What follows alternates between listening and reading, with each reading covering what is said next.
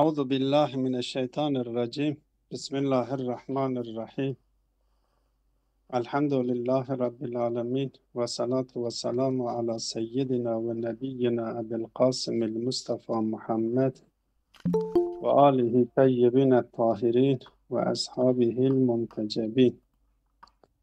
الفصل الخامس في أن الشيء ما لم يجب لم يوجد ve butlanul kavli bil evleviyeti. Bu fasılda 5. fasıl, 4. merhalenin 5. faslında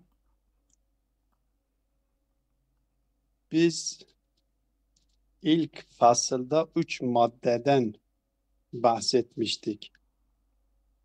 Zihnimizde oluşturmuş olduğumuz bir kaziyeyi, bir yargıyı, bir önermeyi yine tasavvur ediyoruz. O zihnimizde tasavvur ettiğimiz önermenin bir mevzu konusu vardır. Bir de mahmulu vardır. Yani yüklem. Şimdi yüklem biz mevzuyla değerlendirdiğimiz zaman, mevzu bağlamında değerlendirdiğimiz zaman 3 halet dışında olmayacağını söylemiştik. Ya o mahmul yani o yüklem mevzu için zorunludur, vaciptir. Biz vacip öyleyse mahiyeti, o mahiyetin orada mahmul mevzu için vacip olduğunu söylüyoruz. Elbette söylediğim gibi mahmul o yüklem ister vücut olsun, ister başka bir mahiyet olsun. Fark etmiyor. El insanu mevcudun desek, ister o vücudu hamledelim. El insanu hayvanun natikun ya el insanu alimun diyelim. Önemli değildir. O mahmul ya mevzu için bakın tahlildir ha.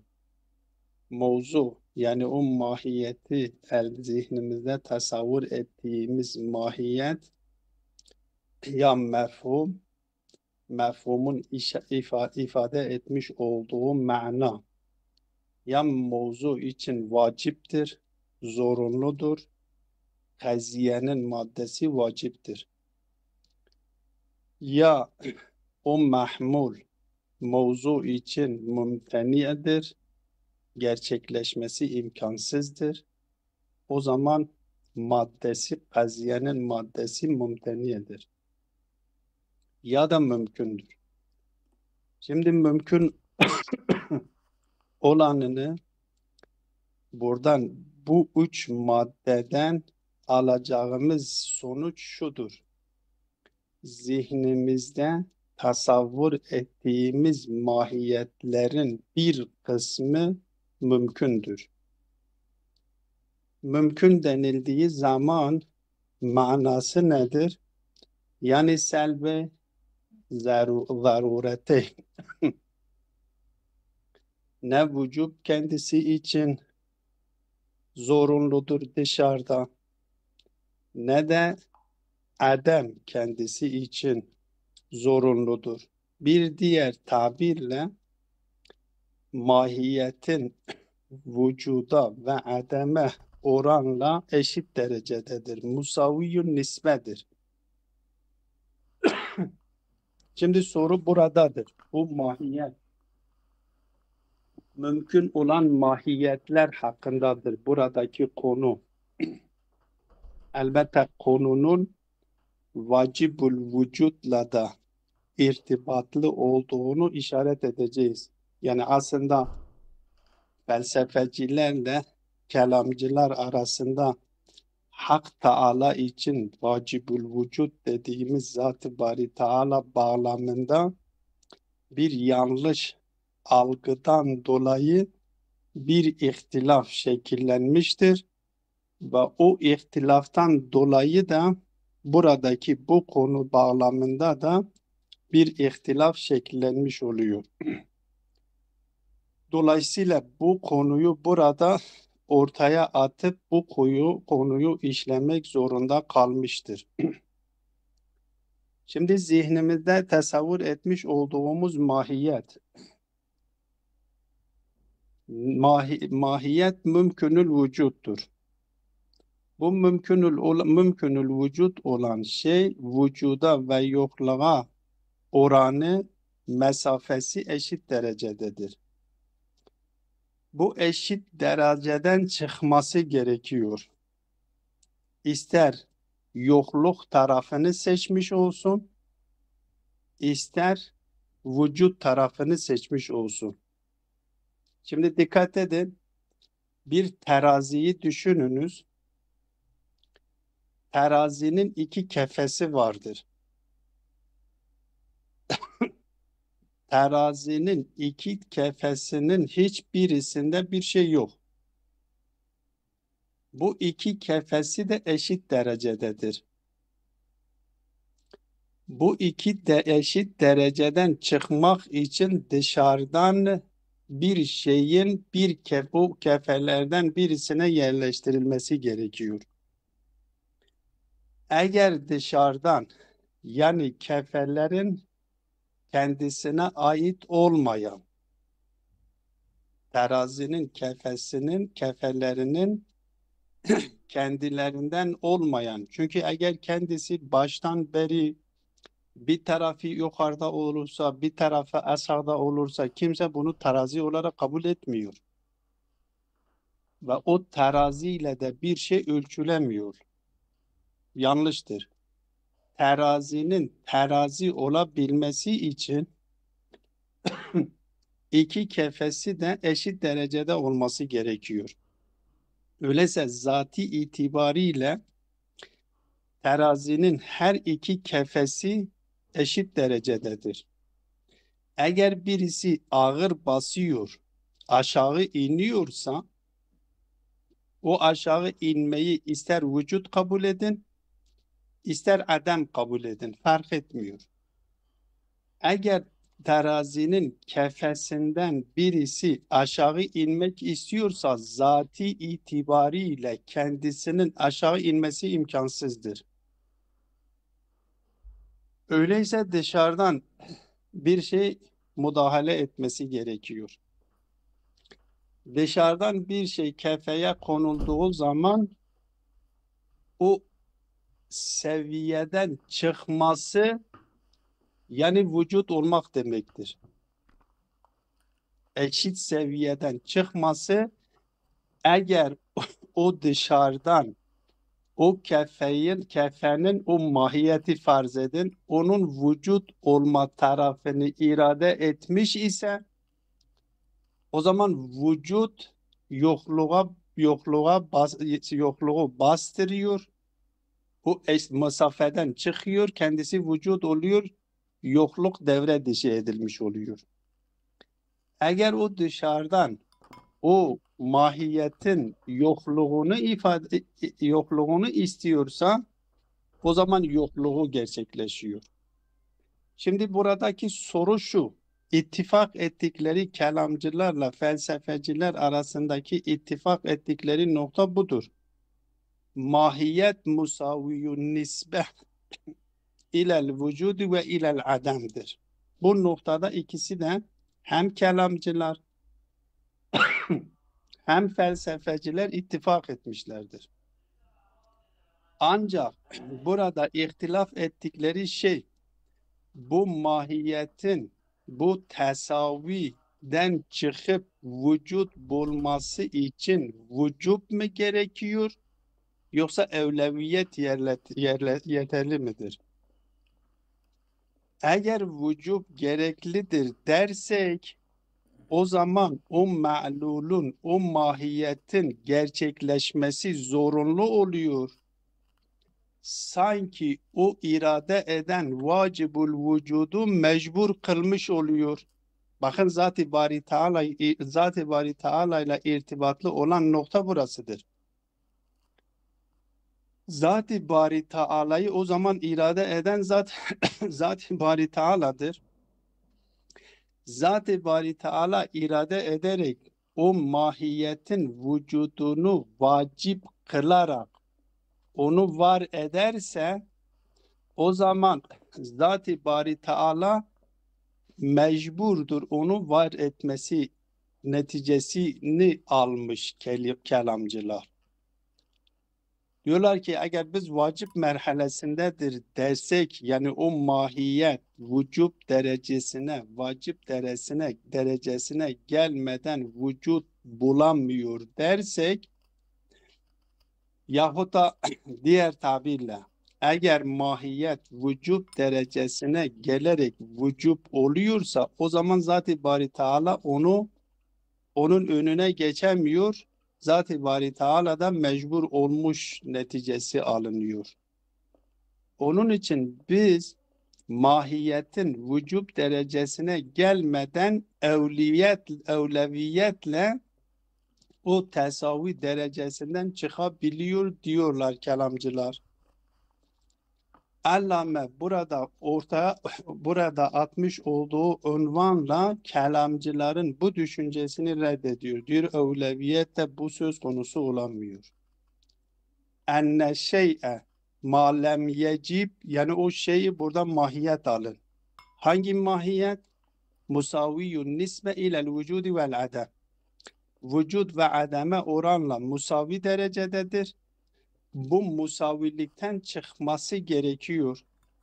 Çıkması için evleviyet yeterli midir? Yoksa vacip derecesine ulaşması gerekiyor ki o var olması lazım. Zaten eğer dikkat ederseniz kelamcılar burada dikkat etmemişlerdir. Eğer biz dikkat edersek biz 3 tane madde dışında bir madde söz konusu değildir ki. Önceden de dedik ki ya vaciptir, ya mümteniyedir, ya mümkündür. Yani hatta o mümkünü bil gayri bile kabul etsek dahi ki ben bir not olarak düşürmüştüm. Yani her halükarda mümkündür. İstersen mümkünü bizzat olarak kabul edelim, ister mümkünü bil gayr olarak kabul edelim. Ama her halükarda mümkündür. Bu 3 tane madde dışında başka bir madde söz konusu değildir ki biz diyelim ki mümkün vücub derecesine çıkmayıncaya kadar vücut bulabiliyor. Vücub derecesine çıkmadığı zaman öyleyse vaciple mümkün arasında bir dereceyi daha kabul etmemiz gerekiyor. Oysa mümkünle vacip arasında başka bir derece yoktur ki. Dolayısıyla eğer mümkün var edilmek isteniliyorsa o vacip olan Zat-ı Bari Teala onu irade eder ve onu irade ettiği zaman da vacip oluyor. Ve olmaması imkansızdır. Öyleyse el mahiyetu ma lem yecib lem yüced. Yani Zat-ı Bari Teala irade etmediği sürece vacip olmuyor. Vacip olmadığı sürece vücut olmuyor. Burada kelamcıların sakındığı bir nokta vardır. Ben bunu hatırlatayım ki kendim kanaatimce yersiz bir sakındıkları bir nokta vardır ki yersizce bundan sakınmışlardır. Biz Zat-ı Bari Teala'yı mecburlikle vasıflandırabilir miyiz, vasıflandıramaz mıyız? Kelamcılar diyorlar ki hayır. Kelamcıların bir kısmı diyor hayır. Biz Zat-ı Bari Teala'yı vaciplikle yani mecburlukla vasıflandıramayız. Diyoruz ki aslında sen bunda imkansızdır. İmkansızdır. Yani Zat-ı Bari Teala'yı vaciple ya mecburlukla vasıflandırmamak imkansızdır. Ancak mecburlukla vasıflandırması bir anlamda kemaldir, bir anlamda noksanlıktır. O noksanlık anlamını veren mecburluğu Zat-ı Bari Teala için kullanmamız imkansızdır. Doğru değildir. Ama kemaldan kaynaklanan bir mecburluk ise Zat-ı Bari Teala için kullanılmasına bir beis yoktur. Mesela ben örnek söylüyorum. Ahmet'i düşününüz. Ahmet Muhammed'e yardım etmek zorundadır. Bakın zorunluluk kelimesini kullanıyorum. Ahmet Muhammed için Muhammed'e yardım etmek zorundadır. Şimdi bu zorunluluk iki taraftan kaynaklanıyor. Bir, Ahmet dışında başka birisi Ahmet'i mecbur kılmış ve Ahmet'e iradesini dayatmış ve o Ahmet'in Muhammed'e yardım etmesi gerekiyor, zorunda kalmıştır. Bu Ahmet'in eksikliğinin noksanlığını gösteriyor. Güçsüzlüğünü gösteriyor. Bu zorunluluğu Zat-ı Bari Teala için tasavvur etmek şirkin aynısıdır. Zat-ı Bari Teala böyle bir zorunluluk tasavvur edilemez. Yani dışarıdan Zat-ı Bari Teala'nın dışında başka birisi gelip Zat-ı Bari Teala'yı mecbur kılacak ve diyecek ki sen bu varlığı var edeceksin. Böyle bir halete sahip olan zaten Zat-ı Bari Teala olamaz. Vacip olamaz ki. Bu vacip değildir. Ama Ahmet Muhammed'e yardım etmek zorundadır. Dışarıdan birisi onu mecbur etmemiş. Kendisi kamil olduğundan dolayı. Mesela diyelim ki Ahmet irade sahibidir. Bu Ahmet Muhammed'e yardım etmek veya yardım etmemek arasında muhayyerdir. Muhammed iradesi vardır, özgür iradeye sahiptir ve bu özgür iradeyle Muhammed'e yardım etmekle yardım etmemek arasında muhayyerdir. Bu ikisinden birisini eğer irade sahibi ise bu ikisinden birisini seçmek zorunda değil midir? Ya diyeceksiniz irade yoktur ya da diyeceksiniz ki zorundadır. İradesini kullanmak zorundadır. Başkası tarafından bu zorunluluk dayatılmamıştır. Zatından kaynaklanan bir durumdur. Yani kemal sıfatı, irade, kemal sıfatı ise özgür irade, ihtiyar etme özelliği eğer kemal ise Ahmet'in Muhammed'e yardım etmekle etmemek arasında birisini ihtiyar etmek zorundadır. Ya ona yardım etmemeyi tercih edecek, ya ona yardım etmeyi tercih edecek. O iradesini kullanması o iradesini kullanmak zorunda mıdır değil midir? Zorundadır. Zat-ı Bari Teala içinde. Şimdi ben bir insan olarak var olmaya mümkünüm. Zat-ı Bari Teala'nın ilminde de bu varlık alemi Hazreti Muhammed sallallahu aleyhi ve sellem'i düşünelim. Yani en değerli varlığı düşünelim. Zat-ı Bari Teala'nın ilminde Hazreti Muhammed'in vücuttan yararlanmaya mümkün, müsaittir. Yararlanabilir. Yani kendisi var olabiliyor. Hazreti Muhammed'e vücut vermekle vücut vermemek arasında birisini tercih etmek zorundadır. Ya diyeceksiniz ki iradesi yoktur, ya da diyeceksiniz ki iradesi vardır, o iradesini kullanmak zorundadır. Bu zorunluluk noksanlığa mı delalet ediyor yoksa kemala mı delalet ediyor? Yani zorunluluğun olduğu her yerde noksanlık anlamını vermiyor. Evet, biz bunu kabul ediyoruz. Eğer bir yerde zorunluluk, eksiklik, noksanlık, sorunlu olmayı ifade ediyorsa kesinlikle ve kesinlikle Zat-ı Bari Teala için söz konusu olamaz. Ama şimdi biz Zat-ı Bari Teala'nın muhtar, ihtiyar, irad, kelamcıların bu noktada çok yanlış yapıldığı söz konusudur. Zat-ı Bari Teala muhtardır.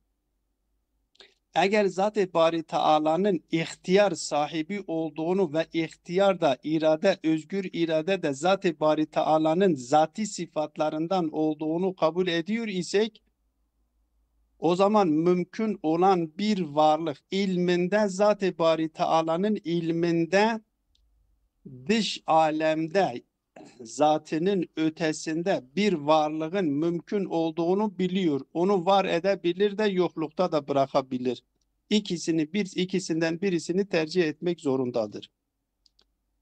Bu zorunluluk eksikliği gerektirmiyor. Bu zorunluluk Zat-ı Bari Teala'nın kemalından kaynaklanılıyor. Sonuç itibariyle eğer bir zorunluluk başkası tarafından dayatılıyorsa bu zorunluluk noksanlığı ifade ediyor. Zat-ı Bari Teala için asla ve asla kabul edilmiyor. Ama eğer bir zorunluluk kemalin kendisinden kaynaklanıyor ve kemaldan ötürü o zorunluluk söz konusu ise o zorunluluğun hiçbir noksanlığı söz konusu değildir, kötülüğü de söz konusu değildir. Şimdi konumuzla da irtibatlı da öyle. Deniyor orada bir şey sorabilir miyim? Eşşey'u ma lem yecib lem yüced. Bir şey vücub derecesine gelmeyene kadar, yani bu vücub Zat-ı Bari Teala'nın iradesi bağlamındadır. Eğer Zat-ı Bari Teala mümkün olanını o yokluktan çıkarmayı istemişse, o zaman yokluktan vacip olmuş, yokluktan çıkması vaciptir. Evleviyet meselesi söz konusudur değildir. Çünkü burada merhale söz konusu değil. Ya vücuttur ya ademdir. Evleviyet meselesi vücutla adem arasında bir merhaleyi daha gerektiriyor. Oysa vücutla adem arasında bir merhale söz konusu değildir ki eğer vücudu irade etmiş ise vücudu zorunludur. Eğer yoklukta kalmayı, zaten her şey yoktur. Her şey mesela diyelim mümkün olanlar Zat-ı Bari Teala'nın ilmi dışında yoktur. Eğer yoklukta kalmasını artık yok etmek değil, yoklukta kalmasını istiyorsa, irade ediyorsa yokluk kendisi için zaruridir. Dolayısıyla eşşey'u ma lem yecib isterse vücut cihetiyle ister adem. Yani eğer ademi kendisi için vücub değilse ademde kalmaz. Eğer vücudu vacip değilse vücuda çıkmaz. Dolayısıyla buradaki evleviyetin hiçbir anlamı yoktur ve kelamcılar gelmişler bu evleviyeti ortaya atmışlardır ve evleviyeti de 4 kısım yapmışlar. Evleviyeti bizzat, evleviyeti bil gayr ve evleviyeti bizzata ikiye ayırmışlar. 4 kısım evleviyet söz konusudur. Ve Allame her 4 kısmının da batıl olduğunu burada ispatlıyor. Sanki arkadaşlardan birisi soru sormak istedi. Değerli Ben hocam, dinliyorum şimdi.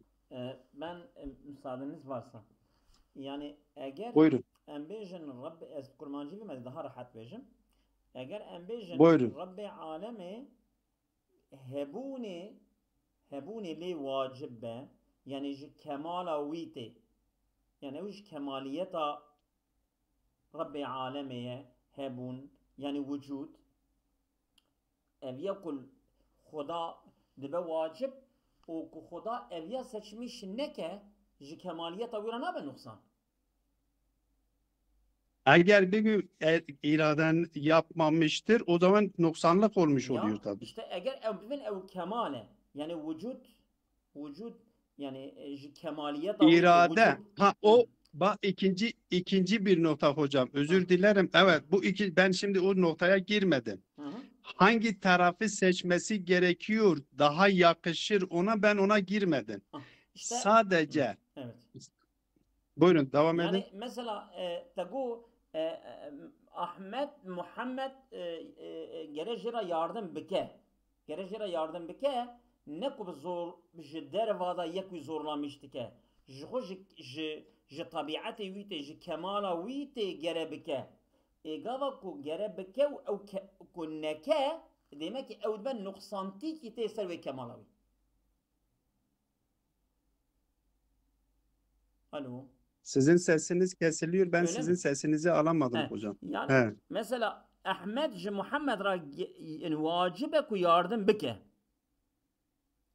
Ha, Alo. o ikinci nokta hocam. Bir dakika Hangi eğer tarafı bu sefer mesela seçmesi ji dervada yek wî zorlamış nake ji xwe kemala wî ye ji kemala wî ji tabiatê wî ji ew ke wî ye ku vacibe ku yardım bike ev ji kemala wî tê.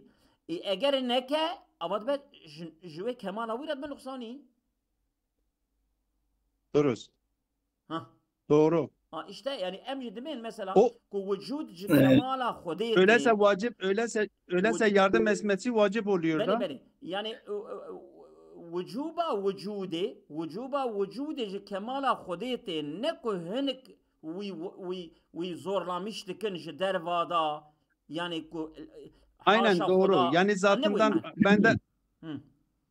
ben de onu söyledim. Ha, Yalnız burada madem bu konu يلا açılmış diğer konu bir efendim. بقول كيك مرا شاكر دبيت نقطة الدواء دي نقطة بيشيدة بسكنة دي نقطة أبدا دي نقطة إرادة ده كيك مرا مرات orada duralım. İradede. Tamam. İrade kararı ayrı, yardım etme ayrı. Ne Hayır oğlum? tamam irade Xuda beni irade Xuda bi vücude ve xwe girtiye. Ha, Bu tiştek irade diye. Xuda İrade Xuda gelek yani irade Xuda gelek hebe ne var? İrade Xuda heye. heye. Ya vücuda ya ademe. Emser vet sekinin. Dakika İrade Xuda ya vücuda ya ademe. Kabul bu. irade Vücut Xuda tiştek diyeceğim. irade Xuda dakika irade Xuda de Biriniz doğrultuya kemala vidaya de doğrultuya kemala vidaya. Ev Tam sen kemala vücubu ikinci bir Xuda. noktaya gidiyorsun ha diyorum sen orada birinci siz noktada kal. ikinci He. merhaleye gidiyorsunuz Şakir Sen hocam. ikinci merhale gidiyorsun. Sen birinci merhalede kal önce. Tamam. Bir irade noktasında vücubu anlayalım. Yani vücubu. Ondan sonra hangisi daha kemaldir, hangisi gereklidir o ayrı bir Yani konu evet. herhalde. Yalnız değil mi? sizin sesiniz kesiliyor. Ben sizin sesinizi alamıyorum. Bilmiyorum. Yalnız benden mi öyledir, diğer arkadaşlarda da mı Neden öyledir gelmeden bilmiyorum. sıkıntı ki gel ya bana. Allah'ım Şimdi dengeler. iyi. نه دنگ و تمام آچیام دا پرخاشته Böyle. از ایوه تک Tamam o خاشته zaman درما bendendir. Vücuba Hocam, Murat Hocam ben yanlış anlamadım değil mi? Yani biz bunu Doğrudur. anlatıyoruz. Siz Evet, aynen doğru o söylüyorsunuz irade hocam. ayrı bir şeydir. O Aynen. iradenin muradı ayrı bir şeydir. Yani murad Ben edilen o zaman şey. izin ikinci şeydir. verirseniz buyurun. izin verirseniz bunu da açıklayayım. Tamam, buyurun. O iki merhaledir Şakir hocam. Tamam. Bakın bir vardır ki iradesinden istifade etme zorunluluğu. Hı. Bir de iradesini nasıl kullanma zorunluluğu. Hı hı. Bu iki merhaleyi birbirinden ayırt etmemiz gerekir. Ben birinci merhaleye işaret ettim. Şimdi Zat-ı Bari Teala özgür iradeye sahiptir. İrade-i muhtar diyoruz. İhtiyar sahibidir. Şimdi ihtiyar sahibi olabilmesi için iki taraf olmak zorundadır. iki tarafın olmadığı bir yerde özgür iradenin ihtiyar etmenin anlamı yok. Yoktur. Doğru. Mesela farz edelim, ben burada şimdi söylediğim şeye gibi örnek üzerinden gidelim. Benim Zat-ı Bari Teala'nın bilgisinin üzerinden yapalım ki konu daha uzamasın. Zat-ı Bari Teala'nın bilgisinde insan denen bir varlık ki bu insanların en kamili de Hazreti Muhammed sallallahu aleyhi ve sellem'dir. Bu insanın dışarıda var olması, var etmek mümkündür. Var edilebilir. Var edilebilir. Yoklukta da bırakılabilir. Şimdi burada iradesini kullanmak zorundadır. Ya onu yoklukta bırakmak ister, yoklukta kalmasını irade eder. Öyleyse var olunmuyor. Ya onu yokluktan çıkarıp vücut vermek tarafını ister. Öyleyse nedir? Var oluyor. Ama iradesini kullanmak zorundadır. Bu birinci merhale, ben buna işaret ettim. İkinci merhale o iradesini kullanmak zorunlu ise ben daha önceki derslerde bir parantez içinde ben bu ihtiyar meselesine de işaret etmiştim. Demiştim ki Allame Muhammed Taki Cehferi İran filozoflarından bir filozof. Nehcül Belaga'ya da 20 ciltlik bir kitap yapmış ve dönemin İbn Sina'sı deniliyor kendisine. Büyük bir şahsiyettir. Selam, onun adı bir daha söyler Gerçek. misin? Efendim? Onun adı bir daha söyler misin? Allame Muhammed Taki Cehferi. Tamam. Büyük bir şahsiyet, büyük bir şahsiyettir. Bir Nehcül Belaga'ya bir şerh yazmış. 20 cildik. Mesnevi'yi de şerh etmiş. Mesnevi'yi de şerh etmiş. Yanılmasam o da 20-25 ciltlik bir şeydir. Ve dönemin bağışlayınız. Dönemin İbn Sina'sı deniliyor. Büyük bir şahsiyettir ilmi olarak.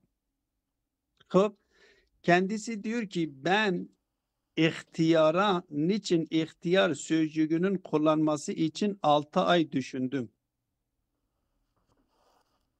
İhtiyar kelimesi, özgür iradeye niye ihtiyar kelimesi kullanılmıştır? Diyor ki sonunda bu noktaya vardım, bu neticeye vardım. İhtiyarın sulasi mücerredi nedir? Hayredir. Hayır tarafı. Bakın, yani özgür iradeye sahip olan hayır tarafını seçmesi gerektiği için ihtiyar sözcüğü oraya kullanılmıştır.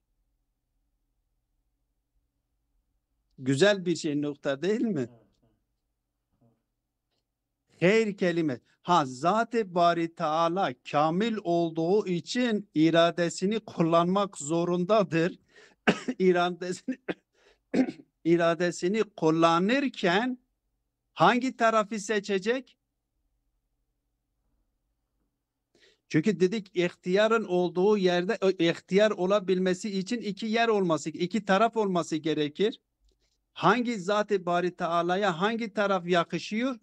Hayır tarafını. Vücut mu hayırdır yoksa ademde bırakmak mı? Bazı şeylerin olmaması daha iyidir. Allah tabii Yok. daha iyi bilir. Bak bazı Şakir hocam olmadı. Bazı şeyler. Ben diyorum hayırse hayırdır. Bazı mazı yoktur ki bunun. Hayır olan varlığı vücudu daha iyidir. Hayır olandır da. Hayır. Tabii. Vücut hayırdır. Adem şart. Bak ben sürekli hatırlatıyorum. Diyorum ki bizim kullandığımız الوجود خير من العدم ام دائما بيجي Hasan, الوجود vücut hayır. Hasan yokluk şerdir. Manavi ayrıca belli bu ha.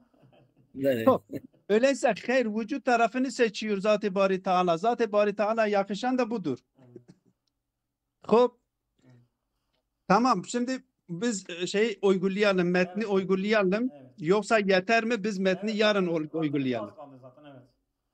Biz metni o zaman yarın tatbik edelim. Yok vakit daha var ya. Ha? 20 dakika Tatbik var. edelim mi? Evet evet var var. Hı. Öyleyse tatbik edelim. Tamam. في أن شيء ما لم يجب لم يوجد وبطلان القول بالأولوية لا ريب أن الممكن الذي تتساوى نسبته إلى الوجود والعدم عقلا يتوقف وجوده على شيء يسمى علة وعدمه على عدمها. Öyleyse mümkün nedir? Mümkün özelliği budur. Tetesavva nisbetu ilel vücudu vel ademi aklen. Aklen yani zihinde biz o mümkün olarak tasavvur ettiğimiz şey dış alemde vücut bulmakla adem bulmak musavidir. Öyleyse bu tesavi dereceden çıkabilmek için ya vücut tarafını ya adem tarafına geçebilmesi için yetevakkafu vücuduhu ala şeyin yusemma illeten ve ademuhu ala şeyin yani ala ademiha ademil illa. Öyleyse vücudu illetin vücuduna mutevakkıftır, bağlıdır. Yokluğu da ademi illetin ademine bağlıdır. Yani burada eğer biz söylediğimiz misali örnek alırsak Zat-ı Bari Teala vücudunu irade ederse vücut tarafı ağır basıyor. Eğer yokluğu irade ederse o zaman yokluğu adam yapıyor. Ağırlık basıyor. Ve hel yetevakkafu vücudul mumkini ala en tucibel illetu vücudehu. Soru burasıdır. Bu birinci noktada ittifaktır.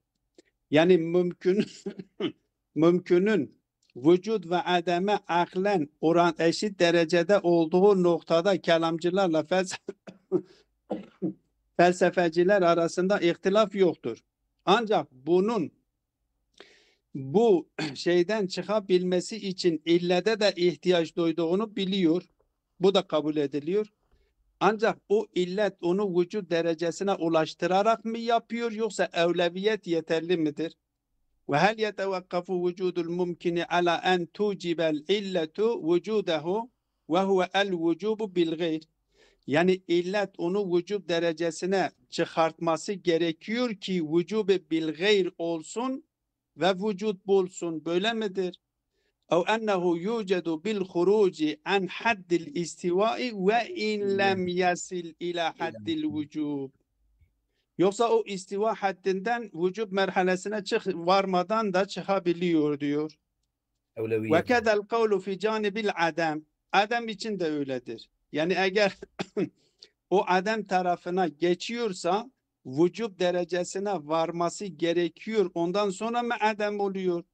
Yoksa evleviyetle o vücub merhalesine varmadan da adem olabiliyor. Bakın burada yani aslında eğer dikkat edilirse o zaman mümkünle vücutla adem arasında bir merhaleyi kabul etmek gerekiyor. Öyle bir merhale söz konusu değildir. Hop. وَكَذَا الْقَوْلُ فِي جَانِبِ الْعَدَمِ وَهُوَ الْمُسَمَّى بِالْاَوْلَوِيَّةِ. Bu ikincisini kabul edersek yani buna evleviyet deniliyor. Yani vücub merhalesine varmadan o istiva merhalesinden çıkabilir. Ağır basması. Vücub merhalesine varmadan istiva merhalesinden çıkabilir görüşünü kabul etmek evleviyet demektir. Evleviyet görüşünü kabul etmek demektir. Vakat kassemuha. Bu evleviyeti kabul edenler yani ki kelamcılardır. Bunu taksim etmişler. İlel evleviyeti zatiyeti ve hiyelleti yahtadiha zatul mümkün ve mahiyetuhu. Bir evleviyeti zati vardır. Yani o mümkünün zatından kaynaklanan bir durumdur. Zaten eğer mümkünün zatından evleviyet kaynaklanıyorsa ve o mümkünün zatında evleviyet var ve evleviyet de onu o istivadan çıkarabiliyorsa o zaman vacibül vücuba ihtiyacı yoktur. Ya evet. Yani Değil mi? illete gerek kalmıyor. İllete gerek kalmıyor. Hı. Tamam. Hı. Ve gayru zatiyetin bu gayri zati vardır. Ve hiye hilafuha. Bu gayri zati nedir? Yani o mümkünün zatından kaynaklanmıyor. Dışarıdan birisi o evleviyeti kendisine vermiştir. Ve kasemu kullen minhuma ila kafiyetin fi tahakkukul mümkün ve gayri kafiyetin. Bu ikisini de evleviyeti zatiyi ve evleviyeti gayri zatiyi ikiye ayrılmıştır. Evleviyeti zatiyi kafi, evleviyeti zatiye gayri kafi. Evleviyeti gayri zatiye kafi, evleviyeti gayri zatiye gayri kafi. Yani 4 tane evleviyet Yani olmuş bu rol oluyor. burada çok mümküne veriliyor ha. İllete değil. Tabii illet Ya- mümküne veriliyor. ya- Yanlış işte Ha. yanlışlık Ha. buradadır. Evet. Vel evleviyetu bi aksamiha batiletun. Allame diyor bu evleviyet her 4 şeyiyle batıldır. Zaten Evet. o zatinin batıl olduğu zaten şeydir, bedihidir adeta. Yani delile ihtiyaç yoktur. İşaret ettiğimiz gibi eğer evleviyet zatından kaynaklanıyor ve evleviyetle o istivadan çıkabiliyorsa artık vacib-ül vücuba ihtiyacı yoktur. Yoktu. Evet. Bunun batıl olduğu açık bedihidir. Aynen. Bu vel evleviyet bi aksami batiletun yarın okuyalım olmaz mı? Tamam yarın okuyalım ve Yarın sallallahu okuyalım. ala Muhammedin ve alihi teyyibine tahirin. Amin.